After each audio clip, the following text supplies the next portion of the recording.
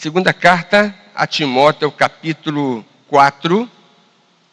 Eu vou ler do verso 6 até o verso 22, o final da carta.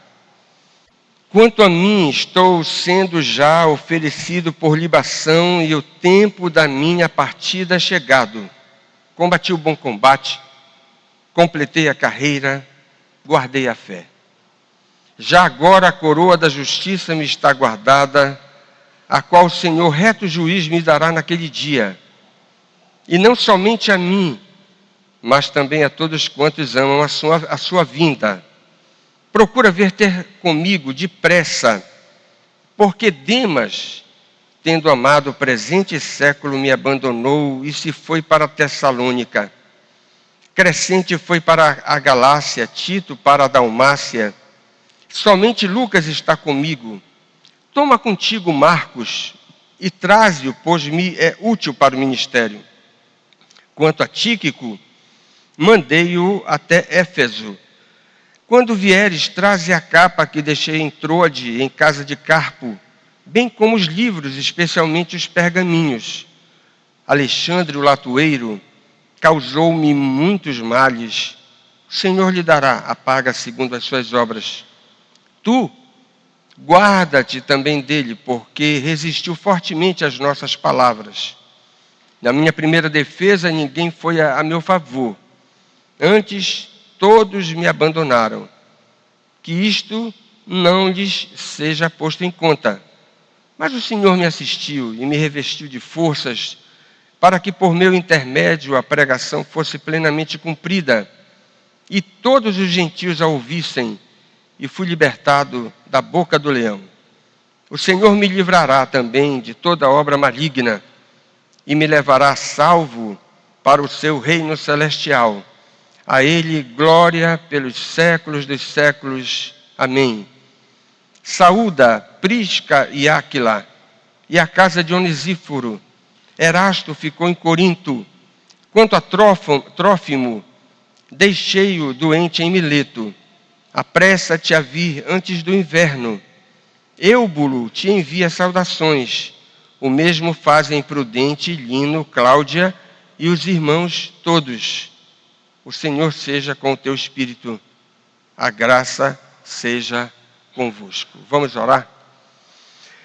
Deus eterno, mais uma vez queremos te agradecer pelo privilégio de estar aqui na tua casa, na manhã deste dia especial, que é o dia do Senhor.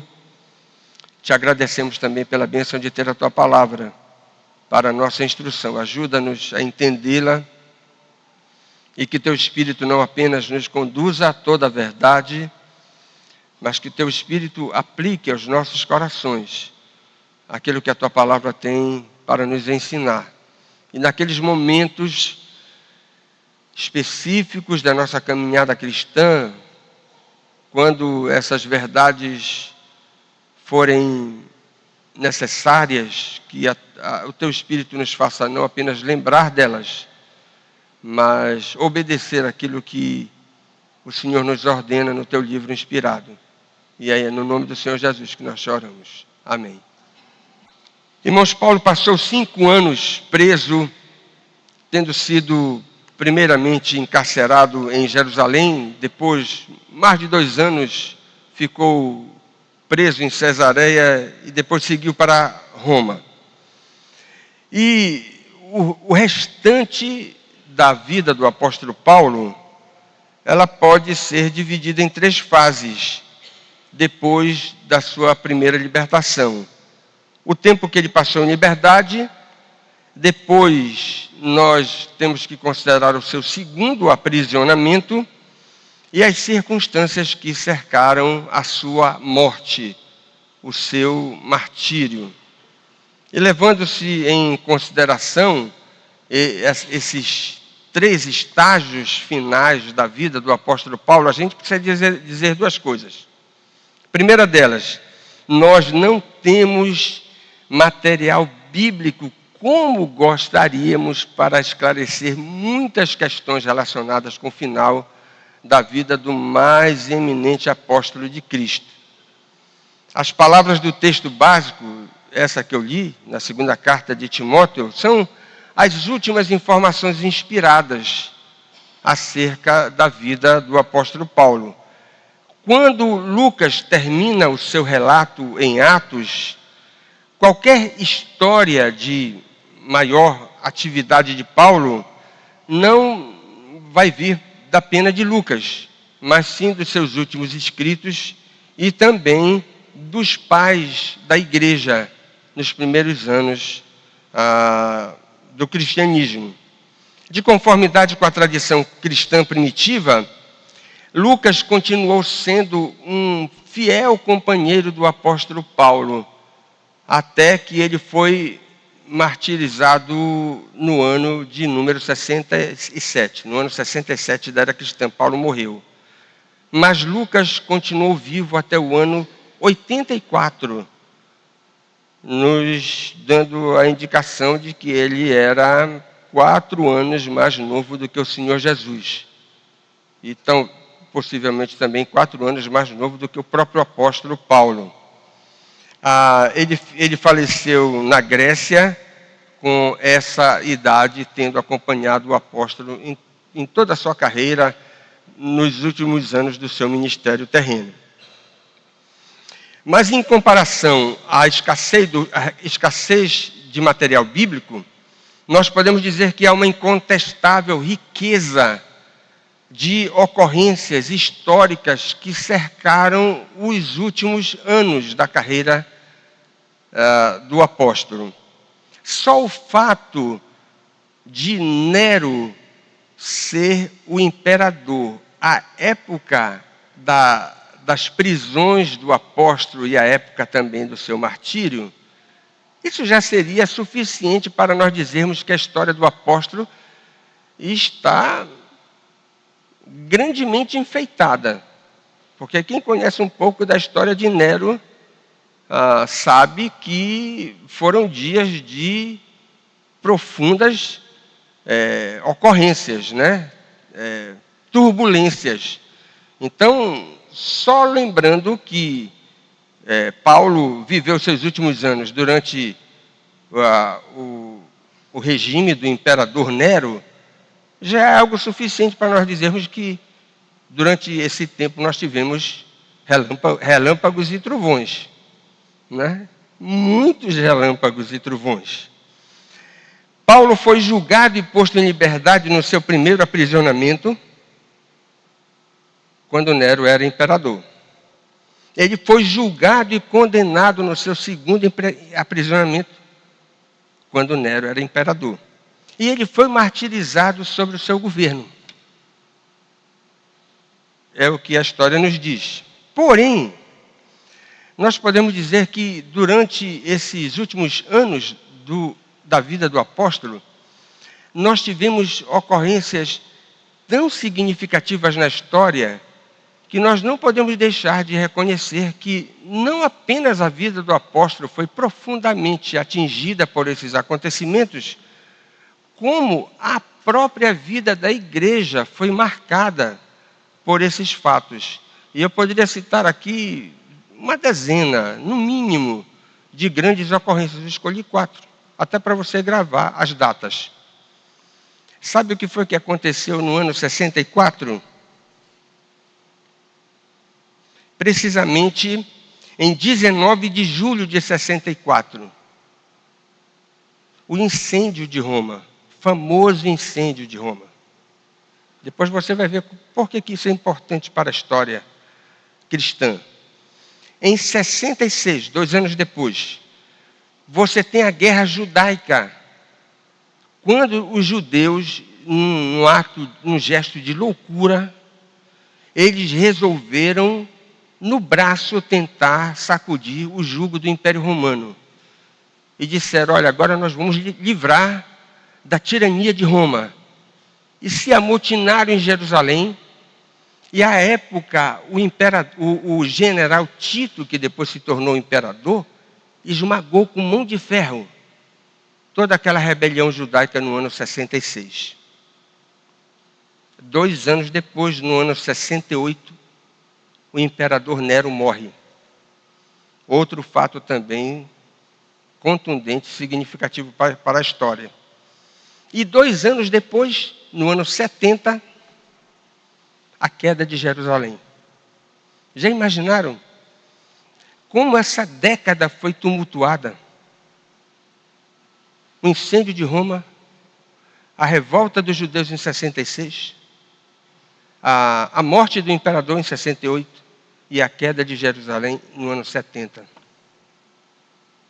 Irmãos, como a igreja sofreu? Nós podemos dizer que a partir daí,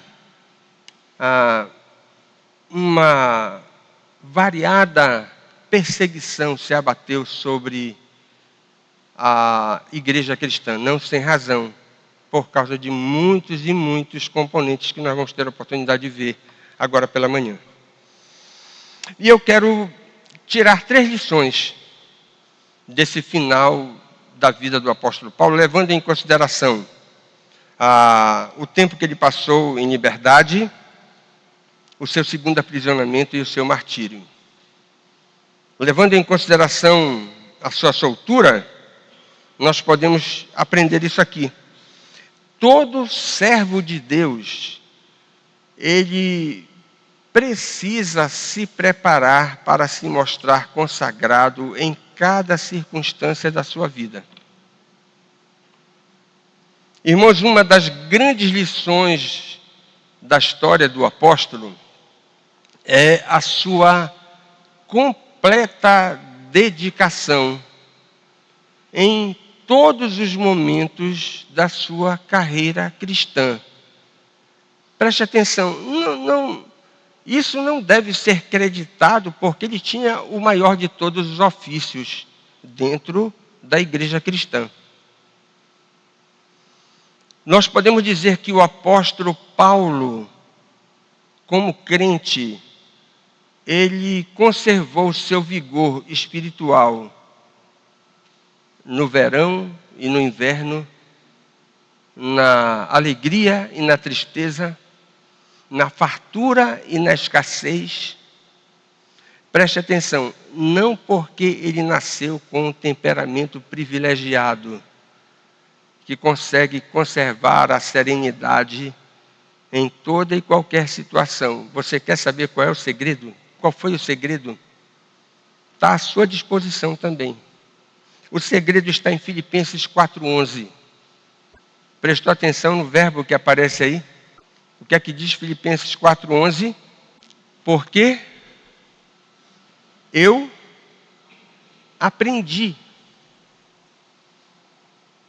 Significa dizer que ele não nasceu com essa capacidade, não caiu do céu de graça, mas ele, ao longo da sua caminhada cristã, foi desenvolvendo percepções a respeito do que é a verdadeira espiritualidade, a fim de que, nos momentos de êxtase, ele não perdesse a cabeça.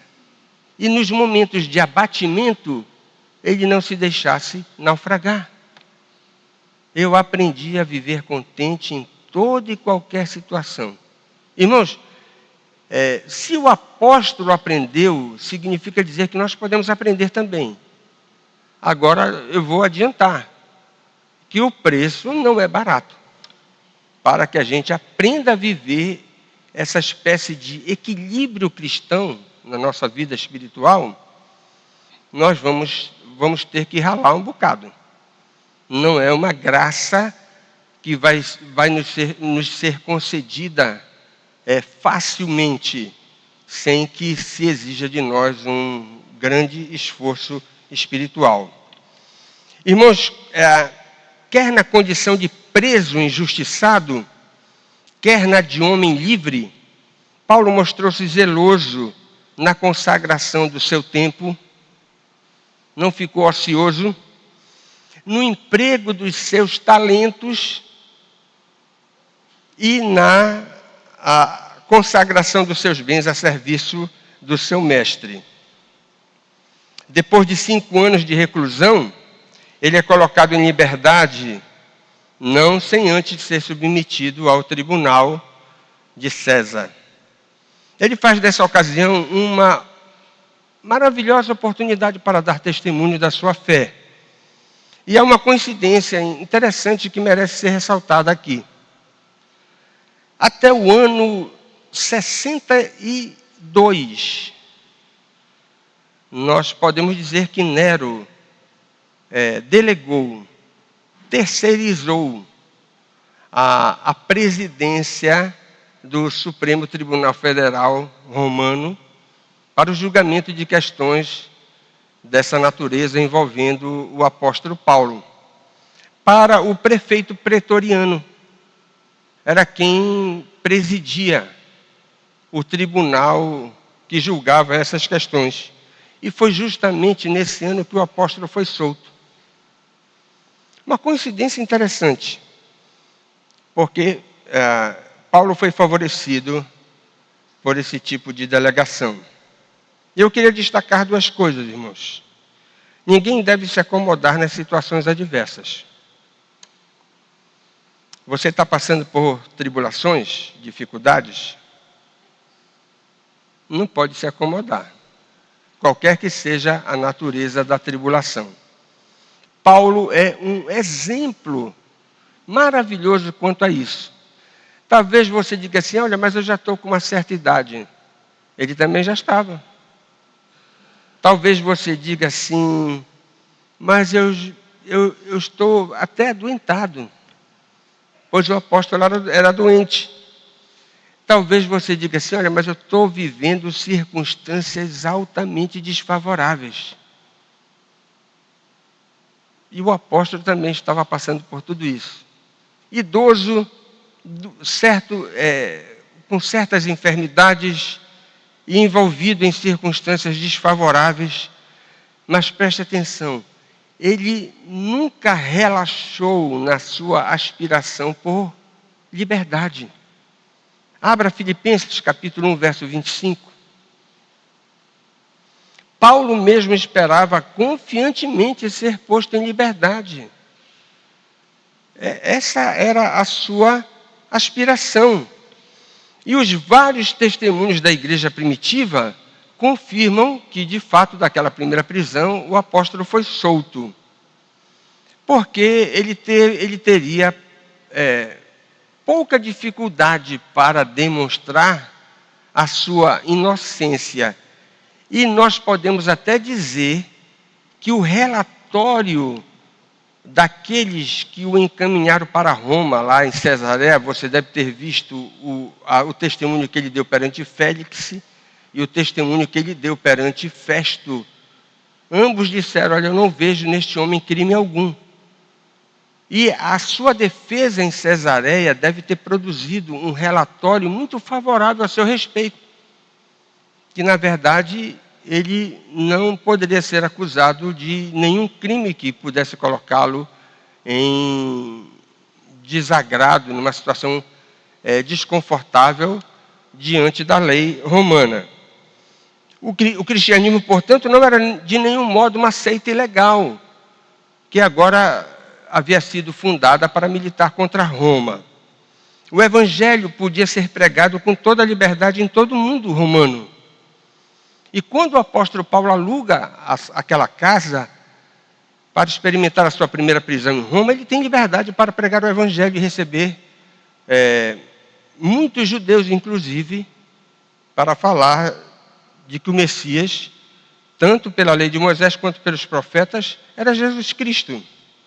Portanto, o veredito final na Corte Suprema do Império deve ter infundido no coração do próprio apóstolo um novo ânimo para pregar, uma vez que ele seria solto e iria experimentar novamente a liberdade. Mas, irmãos, uma segunda coisa merece ser destacada aqui. Ninguém deve desperdiçar a liberdade que tem. Se na situação de reclusão, irmãos, eu imagino que não deve ter sido fácil para o apóstolo passar 5 anos preso injustamente e não ter sucumbido a todas as dificuldades envolvendo esse tipo de situação, mas pelo contrário, ele se mostrou extremamente produtivo. Mas a pergunta é a seguinte: depois que ele ganhar a liberdade, porque preste atenção que esse é um desafio também. Muitas vezes nós não aproveitamos os privilégios que temos. Uma vez soltos, diz o livro de Atos, procuraram os irmãos. Mas olha lá, ninguém deve desperdiçar a liberdade que tem. Mais uma vez a gente pode dizer que o apóstolo é um magnífico exemplo com relação a isso. Ao ganhar a sua liberdade, ele simplesmente não mudou a sua pisada, a sua maneira de encarar a vida. Ao ser solto, ele continuou sendo extremamente produtivo, tanto quanto ele havia sido na prisão, na sua primeira prisão. O seu desejo, durante esses 5 anos em que permaneceu preso, não era pregar no extremo do Ocidente, que para a leitura de qualquer romano, nós podemos dizer que eram as fronteiras da Espanha.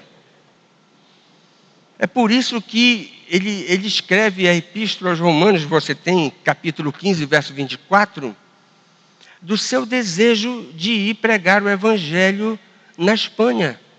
Quase que ele diz para a igreja de Roma: me envie como missionário para pregar no extremo oeste, não é? da Europa daqueles dias. E será que isso aconteceu? Nós não temos nenhuma confirmação disso no Novo Testamento. Mas ainda bem que temos testemunhos extrabíblicos que confirmam que a aspiração de Paulo de pregar o Evangelho na Espanha de fato aconteceu. Clemente de Roma, que foi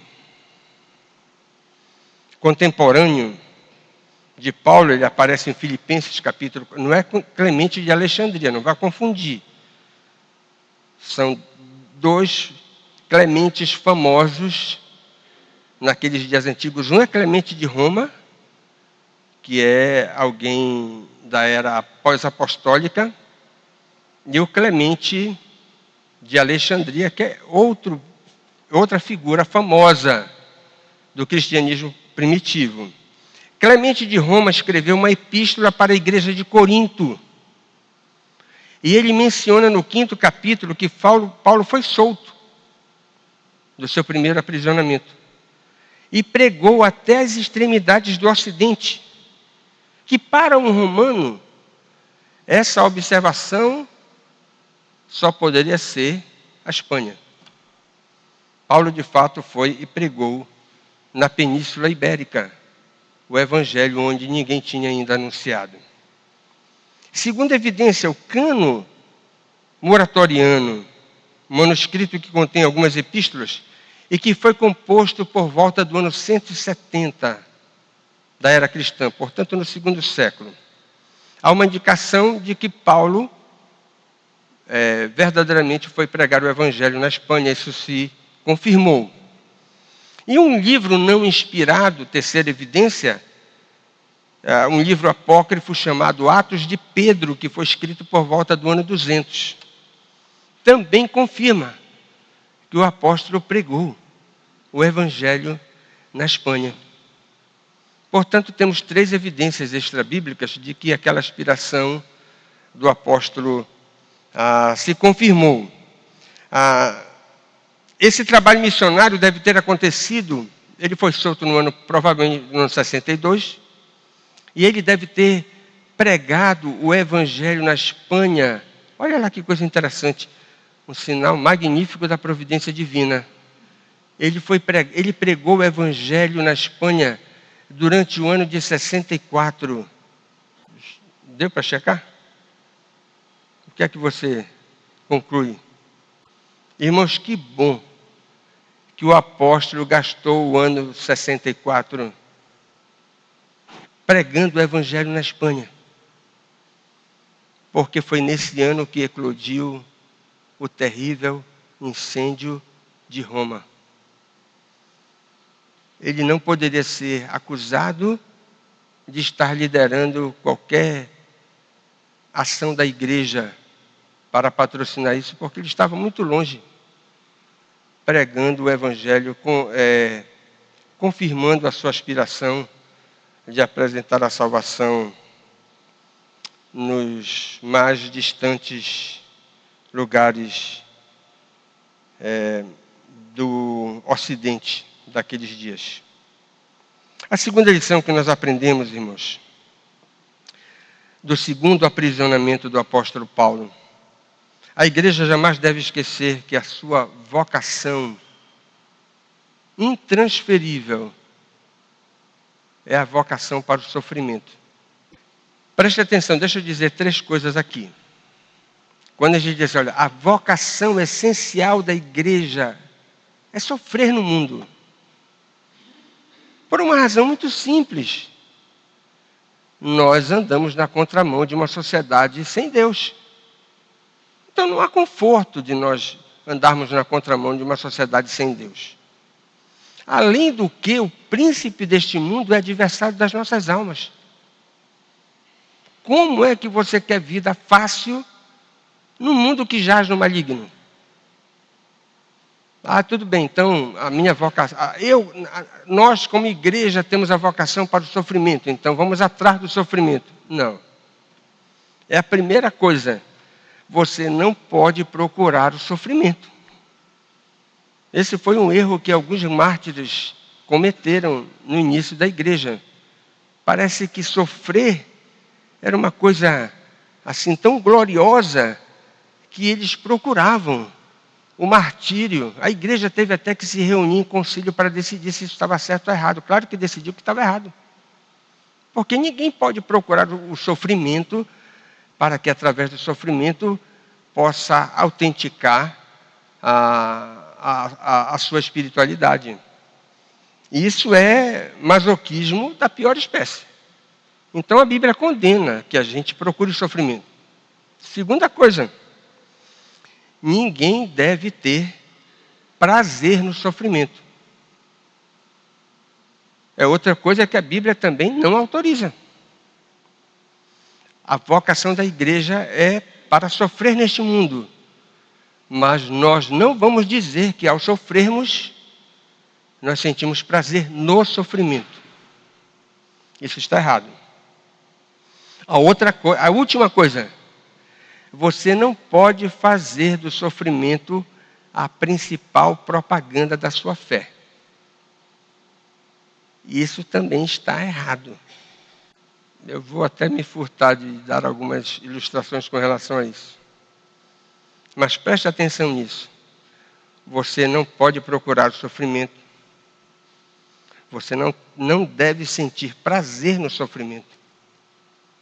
E você não deve fazer do sofrimento a principal propaganda da sua fé. Então, são orientações que a Bíblia nos dá com relação a isso. Quando tudo parecia caminhar tranquilo, uma vez que a libertação de Paulo no seu primeiro aprisionamento havia sido consumada, virtualmente o cristianismo havia chegado a uma posição legal perante a lei romana, uma vez que o seu principal expoente havia sido levado ao Supremo Tribunal Federal e havia recebido a isenção, né, da culpa que estava sendo levantada contra a sua conduta. Acontece uma segunda coisa. Irrompe um grande incêndio em Roma no ano 64. 2 anos depois da Guerra dos Judeus, no ano 66, contra a dominação romana. Irmãos, sem sombra de dúvidas, esses 2 acontecimentos vão mexer profundamente com aqueles que são crentes. E a igreja vai ser profundamente abalada pelos mesmos. E nós podemos dizer que nesses anos nós vamos ter dificuldades muito delicadas envolvendo a própria vida da igreja. Eu queria destacar duas coisas. A igreja tem na sua vocação essencial o sofrimento. E como é que isso se dá? Duas coisas, dois destaques a gente pode fazer aqui da história do apóstolo Paulo. A igreja vai sofrer ao ser acusada injustamente. Olha lá que coisa interessante. Um dos traços mais marcantes que você tem do mundo decaído, preste atenção nisso. Não esqueça isso, por favor. Um dos traços marcantes dessa sociedade divorciada de Deus é a sua injustiça. Nós não podemos esperar de um mundo caído justiça. Seria uma contradição, não é? Nós só temos justiça no mundo quando o Evangelho triunfa. Numa sociedade anticristã, nós não podemos esperar justiça.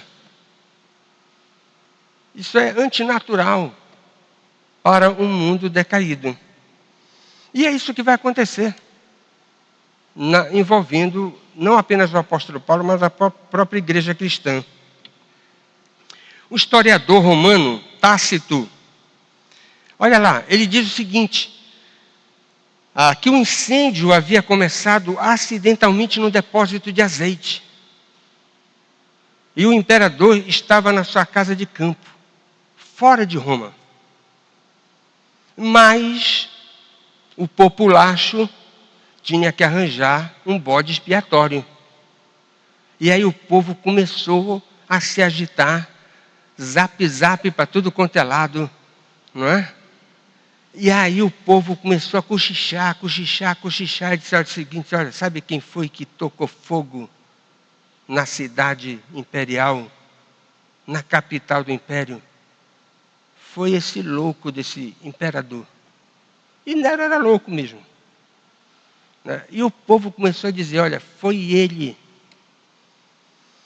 E aí o imperador começou a ficar preocupado, sendo acusado de ser não apenas olha lá, a história diz, não apenas o promotor do incêndio, mas ele patrocinou isso para que da sua casa de campo, ao longe, num penhasco elevado, ele com a sua lira pudesse compor,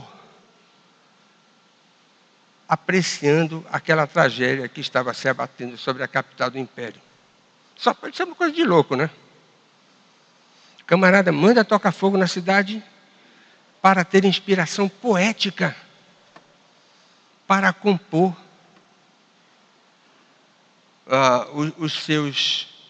as suas músicas, os seus cânticos.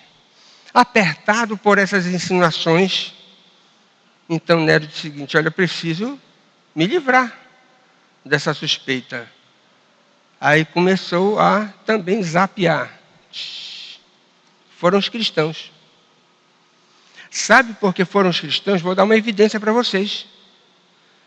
A cidade tem 14 bairros. E o incêndio destruiu 10 bairros. Os 4 que sobraram são os bairros onde majoritariamente você tem cristãos. Portanto, foram eles. Olha que coisa terrível. O imperador lança a culpa sobre a igreja, como se ela tivesse patrocinado aquela tragédia. Tácito ainda informa que o imperador castigou a igreja com muito refinada crueldade, e condenou os cristãos, preste atenção, não tanto pelo incêndio, mas pelo ódio que ele devotava à raça humana, diz o historiador Gonzales. Paulo deve ter sofrido profundamente, vendo a própria igreja do Senhor sendo espizinhada dessa forma. Mas eu queria mencionar aqui um outro testemunho de um grande intelectual da época, um filósofo, historiador, chamado Sêneca. E ele escreveu sobre o caso. Ouça bem. Em meio às chamas e torturas, vi homens que não apenas gemiam. Isso é pouco. Não apenas não reclamavam. Isso é pouco. Não apenas não retrucavam. Isso é pouco demais. Aí ele termina. Eu os vi sorrir. E sorrir de bom coração. Vocês já imaginaram que testemunho? Crentes sendo torturados com requinte de crueldade e sem proferir dos seus lábios uma só palavra torpe, nenhuma blasfêmia, sem murmurar, mas manifestar aquela serenidade e aquele contentamento espiritual que os judeus tiveram a oportunidade de presenciar no rosto de Estevão. Isso é um historiador, isso aqui é um intelectual ímpio que está descrevendo como os crentes martirizados nos dias de Nero se comportaram. Não é um historiador crente. Irmãos, foi assim que começou a longa história da perseguição imperial sobre a Igreja de Cristo nos 3 primeiros séculos da era cristã. Mas a igreja também irá sofrer, não apenas sendo acusada injustamente, mas sendo confundida indevidamente. Corria o ano de 66 da era cristã e as aspirações nacionalistas judaicas não puderam mais ser sufocadas. A revolução judaica contra Roma. Então uma grande revolta eclodiu no Império, especificamente na Palestina, cujo objetivo era livrar a nação escolhida do jugo romano. O general Tito vai esmagar a rebelião, como eu já mencionei, dando ao Estado romano a certeza de que os judeus não são leais ao imperador. Isso ficou patente. Começa então a diáspora. Você sabe o que é a diáspora? A designação específica para fazer referência aos judeus que foram espalhados por todo o mundo a partir deste fato. Essa revolta dos judeus do ano 66 que vai espalhar os judeus por todo o mundo. E nunca mais eles vão voltar. Ou seja, nunca mais não. Durante séculos, eles vão ficar espalhados pelo mundo afora. No ano de 1948, por uma intervenção de um brasileiro, nós tivemos na ONU a decretação de que os judeus poderiam voltar para a sua terra. A diáspora só terminou em 1948. Mas sabe o que está por trás dessa história? Quando eles estavam crucificando Jesus, Pilatos disse o seguinte: olha, eu lavo as minhas mãos. Não foi isso? Lavo as minhas mãos, não tenho nada a ver com isso. Eu soltaria esse homem. O que foi que disseram os judeus?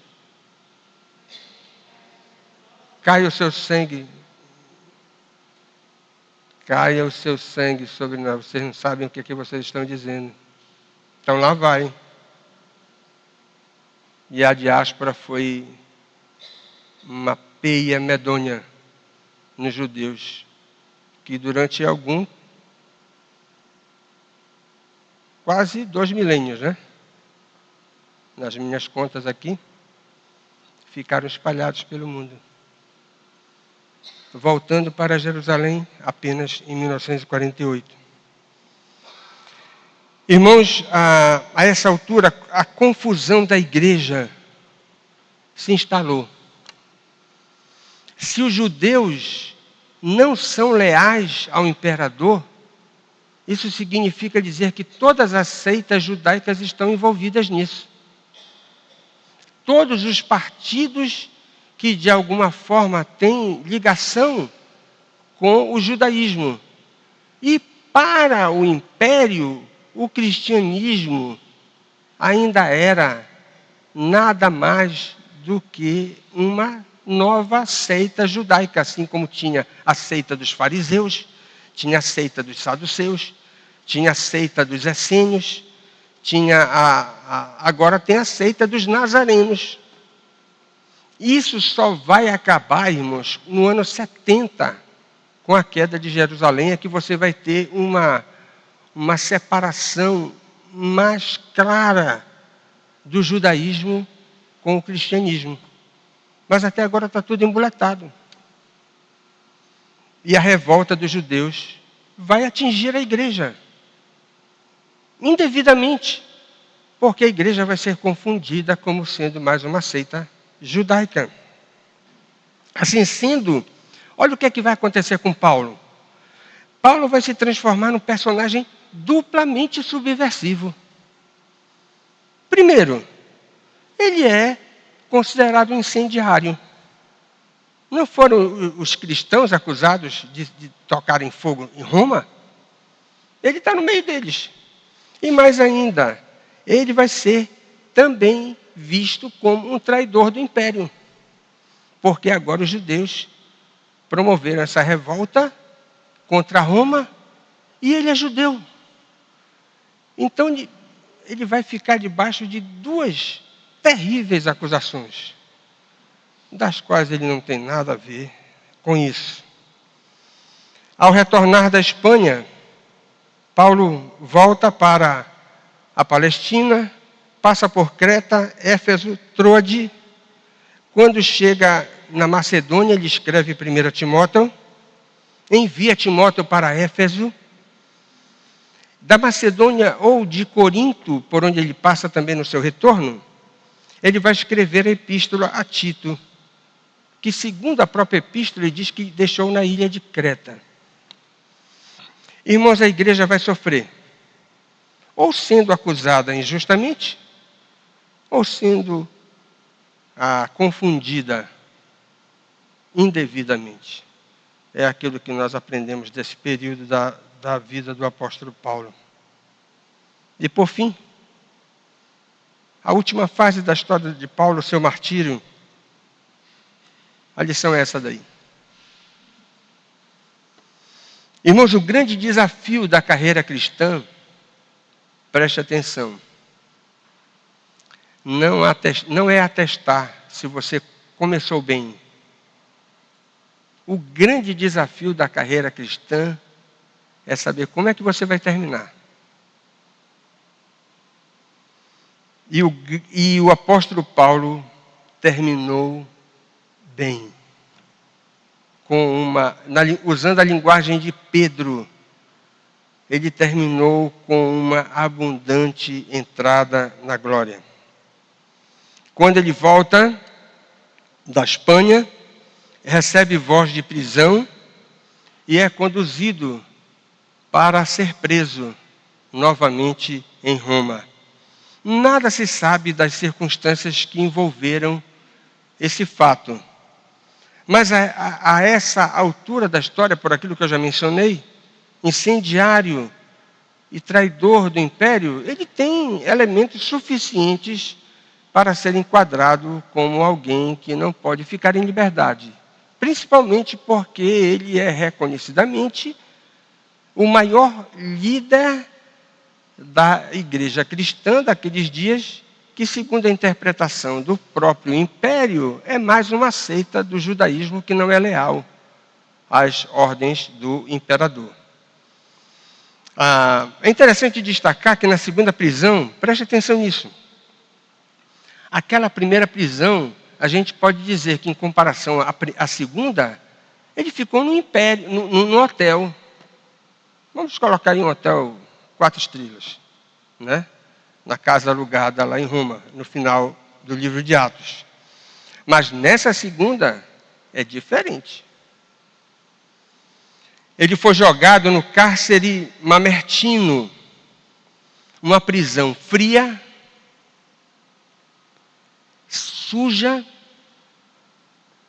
e sem a liberdade de comunicação com seus amigos, como ele tinha no final de Atos, no capítulo 28. Mas ainda, nessa segunda prisão, o texto diz que ele foi traído e denunciado por pessoas próximas. Veja 2 Timóteo 4,14 no texto que nós lemos. Irmãos, que coisa terrível. O verso 14 diz: Alexandre, o latoeiro, significa dizer alguém que trabalhava com latão, tá? Ele era como é que a gente pode chamar? Né? Um artesão, né? Que trabalhava com latão. Causou-me muitos males, não sabemos quais foram esses males. Mas ele diz, olha, ele está na mão do Senhor. Não é? O Senhor lhe dará paga segundo as suas obras. E ele foi abandonado por muitos daqueles que se diziam seus amigos. Meu irmão, isso é uma facada na alma. Olha lá, 2 Timóteo 4,16. Na minha primeira defesa, ninguém foi a meu favor. Antes, todos me abandonaram. Mas, novamente, ele diz, está com Deus, né? Que isso não lhe seja posto em conta. Irmãos, fazendo uma leitura rápida dos acontecimentos que cercaram os últimos dias do apóstolo Paulo, segundo aquilo que nós temos aqui, na segunda carta a Timóteo, nós tiramos algumas lições.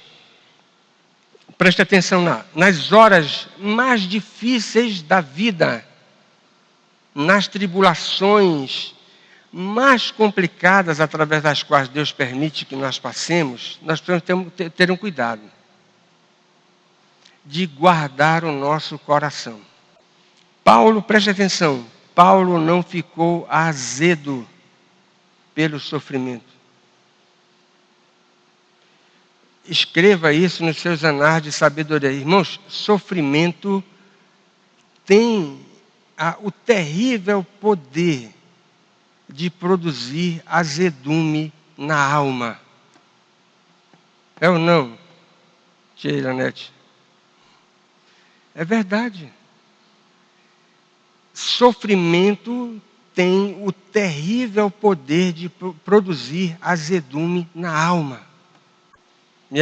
Preste atenção, nós não somos de ferro, não somos de plástico, nós somos de carne e osso. E o apóstolo Paulo não era nenhum anjo imaculado, ele era um homem também de carne e osso. Ele estava sujeito a ter a sua alma azedada pelo sofrimento.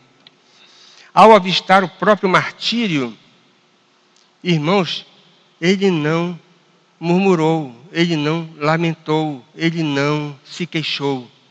O texto diz que ele se regozijou. E demonstrou onde estava toda a sua confiança. Um dos textos mais maravilhosos para a gente falar num funeral, sem sombra de dúvidas, esse que você tem do verso 6 até o verso 8 do capítulo 4. É ou não é? Eu acho que eu vou até encomendar para o meu ofício, né? Uma das passagens mais desafiadoras. Olha, você chegar, depois de todo o sofrimento de Paulo, ele diz, olha, eu combati o bom combate, completei a carreira, guardei a fé. É um texto maravilhoso que você tem aí. Além disso, como eu já mencionei, ele entregou os seus adversários ao Senhor. Veja o verso 14. Veja o verso de número 16, que eu já mencionei. Irmãos, o coração do homem... Eu estava conversando com o Irineu antes da escola, e a tese é a seguinte: crente erra, crente erra. Crente se amargura, se amargura. Crente fica azedo, fica azedo. Né? Ninguém está imune a essas coisas. A única maneira de nós superarmos as dificuldades, os sofrimentos, as tribulações de forma correta é se nós conservarmos o nosso coração afinado com o trono da graça. Filipenses 4:11. A única maneira de você conservar o seu contentamento espiritual é estando afinado com o trono da graça de Deus. Se você não conseguir conservar a sua sintonia com Deus, você vai ficar azedo. Você vai murmurar. Você vai se lamuriar. Você vai experimentar um dos piores sentimentos, escreva isso, para a alma humana. Desafinado com o trono da graça, você vai sentir pena de si mesmo. E vai ficar se lamuriando e dizer: mas por que eu? Logo eu. Paulo não fez nada disso. Mas por que ele não? Porque ele era super-homem? Não. A resposta é simples. Ele não se lamuriou, não se azedou, não sentiu pena de si mesmo, porque ele estava sintonizado. Esse era o segredo da vida do apóstolo. A tua graça me basta. Ele até pediu 3 vezes. Ele sabia receber não. Ora, se o próprio Salvador recebeu 3 no Getsêmani, Paulo recebeu 3 também. Ele pediu que Deus tirasse dele o espinho na carne. E o Senhor disse: não, vai ficar. Vai ficar para que você ande sempre dependente de mim. Essa foi a explicação que o Senhor deu para ele. E o segredo de Paulo, do seu contentamento, era que ele estava afinado com o trono da graça. Irmãos, essa é uma das maiores, esse é um dos maiores desafios para nós. Nas horas das maiores angústias, guardar o nosso coração. Segunda coisa que a gente aprende: até nas circunstâncias mais difíceis é possível trabalhar para o reino. Na insólita prisão de Roma, fria, suja, sem comunicação adequada, ele vai produzir um dos maiores documentos que nós temos na Bíblia, no Novo Testamento. A segunda carta que ele vai escrever a Timóteo, ele vai escrever quando ele está passando por este segundo aprisionamento. É de uma preciosidade inestimável. E aprove a Deus incluir no cânon esse texto maravilhoso, que eu quero repetir aqui só o esboço que John Stott nos dá sobre a segunda carta. Você quer saber o que é? 4 capítulos, 2 Timóteo. No primeiro capítulo, o apóstolo Paulo diz para aquele jovem pastor Timóteo: sofre pelo Evangelho. No segundo capítulo, ele diz: não larga esse Evangelho. Persevera no Evangelho. No terceiro capítulo, Paulo diz: proclama o Evangelho. E no quarto capítulo, Perdão, irmãos. No primeiro capítulo, guarda o Evangelho. No segundo capítulo, sofre pelo Evangelho. No terceiro capítulo, persevera no Evangelho. E no quarto capítulo, proclama o Evangelho. Esse é o esboço que nós temos dessa carta por este comentarista espetacular. Terceira coisa que nós aprendemos. Só é possível passar aprovado no meio da dor com a assistência da graça de Deus. Sem a assistência do Espírito Santo, o homem natural fracassa. E a gente pode dizer sem medo de errar, o próprio apóstolo Paulo naufragaria se ele não contasse com a assistência da graça. Porém, naquela situação, ele pôde buscar. E olha que coisa interessante, irmãos. Como é que você quer ser fortalecido no meio das tribulações se você não lança mão dos meios de graça que Deus estabeleceu para que nós possamos permanecer firmes? Você prestou atenção na leitura? O apóstolo Paulo diz assim, olha, tragam os pergaminhos, os livros. Ele queria encher a sua mente da palavra de Deus naqueles últimos momentos da sua vida. Já imaginou ele como idoso, preso num lugar inóspito? Ele podia dizer o seguinte, mas eu já li muita Bíblia na minha vida, já chega. Não é? Não. Agora que é a hora de ler a Bíblia. Ele diz, olha, tragam os pergaminhos. Eu quero encharcar a minha mente das Escrituras para que eu possa encontrar ânimo, vigor, força. Irmãos, ele diz, eu fui libertado da boca do leão. Parece ser uma metáfora, mas eu acho que é melhor nós interpretarmos de forma literal. A providência divina livrou o apóstolo Paulo de ser despedaçado naquelas arenas onde os primitivos cristãos eram martirizados através das feras que eram usadas para distrair o povo com pão e circo. E por último, nós precisamos do encorajamento de amigos também. Nesses momentos, isso é muito valioso nessas horas. Nós podemos dizer, olha, mas Paulo não era o apóstolo? Não era o homem com a mais larga experiência de vida cristã de toda a história? Sim, mas nem ele pôde prescindir disso. É possível que Timóteo e Marcos tenham ido até Roma para apoiar o apóstolo. Você tem no texto. Lucas foi incansável até o fim, acompanhando o seu amigo de ministério. Mas tem um camarada que leva a menção honrosa. Abra 2 Timóteo, capítulo 1, versos 16 a 18. Camarada que leva o diploma se chama Onesíforo.